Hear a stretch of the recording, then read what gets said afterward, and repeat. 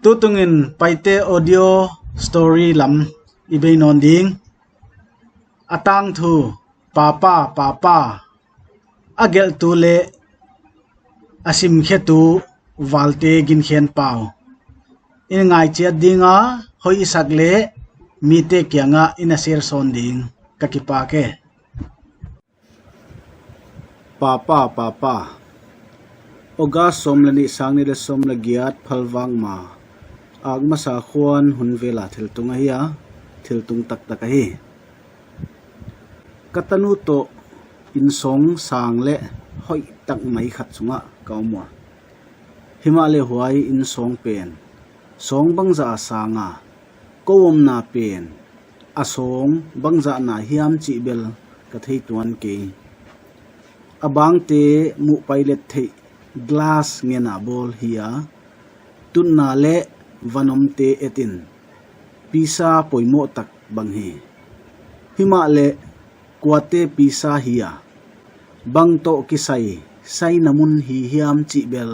ka thei tuan ke kwama leng dot ding lam lam ka ngai tu tuan sam ke hi kalung simin kaum na u in song pen ei lama om a hi chi sam ma leng apin dan om dan te le thilom dan te etin ei lam ding to akibang het ke kum thum chingdek ta katanu bel a ommo lai tak a hi manin huai pin dan sunga van le thilte khoi ut ki sa in hon vial kai ni lo hi ken bel huai te khoi phal lo ka hi manin nial bolin ka zui nuam ke ya hima ale ahon kai te te hi so lo ka nungun aziak thei lo in huai in song tu kichim ding in hong ki sa a abang te le khwam te ki puk ding in hong ki sa hi keileng patawin katanu kakpom to pa a ka anga kabel sagdik dekhe huai in song tu hong kichim sia tak tak ta a pindan sunga te teng teng munonga let le mat ding bein ka ke suk tu ai tuai tamayu hi katanu tu pataw le lawin a oma keibang hon koi kip tin ten hi nak pia leng hon sam ngam jejen lawin all chik chik in hon sam khial khiala a osu adana panin law beidong le pataw pen ma hi chi ka thei mai hi papa papa chin all chik chikin hon sam diak diaka pataw ma o hi chi ka hai ke papa papa chin awang ke min hon sam hial hial zela hon damin chi u thile kilomin keibang hon koi ton ni lo lai lai hi kanoi lamu ka et suk chiangin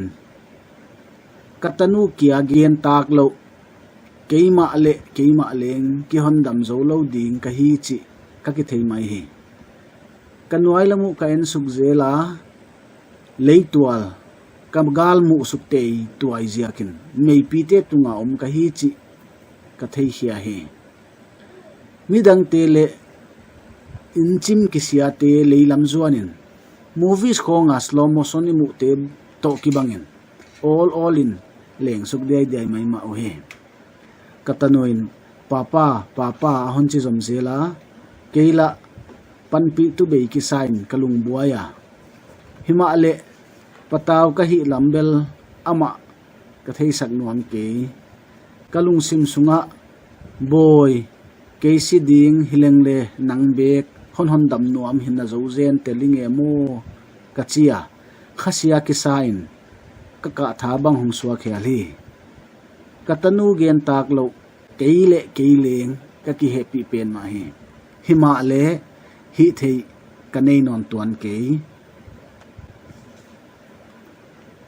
huchia pataw le katanu happy ma koma lamet beya ki koi tu atin ten koma ka kiak suk zel layun all in lamdang tak main banghiamin hon tau mu thile kilomin ka the hi kesuk no lo hileng kilomin van laya kilam diai in ka ki the hi azia ka san ka theilo manin kanwai lam ka en suk zela kalung sim sunga kinep na kol ni hongsuak ding bangin ka thei hi himale sang pia ki khaivel vol lai lai ka hi manun bangchidana kum khe thei tuan ding ka hi u hiam chi kalung kham na hong hi be hi papa katanu oin kalung sim sung teng teng honjel suaka kalung tang hon sunama ma mai hi damlo khat si dinga ka pataw tak maya nu le pate sam hial to khate ziakin ka khasema ma khol dia ki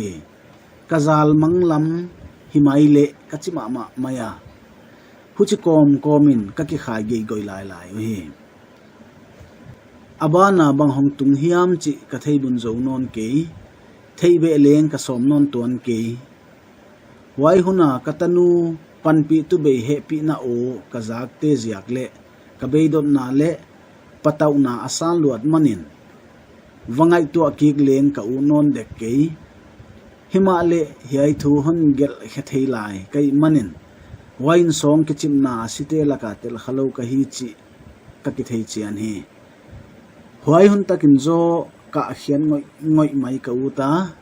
himale ka kap khe hial sam ke katanu hom tho mele lom tak tu olin kaina khopok lowin lungmuang takin alum dildela huchin asamte ola zu chak thiam komin atal ol chicken katop sak cheu hi huai zo in kajun suak luai manin zan jun non dingin ka thau khia ka mobile phone a sana ka le jinglam dak som le ni le minute nga aneging ta hi